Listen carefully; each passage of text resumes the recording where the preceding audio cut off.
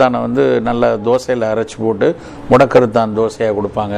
முடக்கருத்தான் soup சாப்பிடுவாங்க. முடக்கருத்தான் கீரையை அடையோடு சேர்த்து சமைத்து சாப்பிடுவாங்க.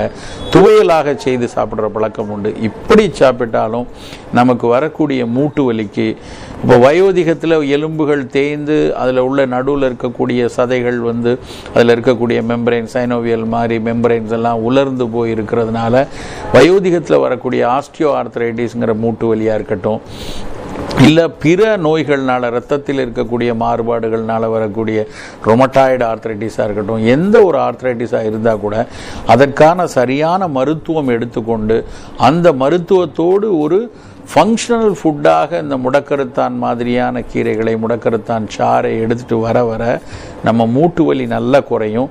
மீண்டும் அந்த நோய் தலை தூக்காத அளவுக்கு உடலின் நோய் எதிர்ப்பாற்றலை செம்மைப்படுத்தும் பாங்கும் இந்த முடக்கருத்தான்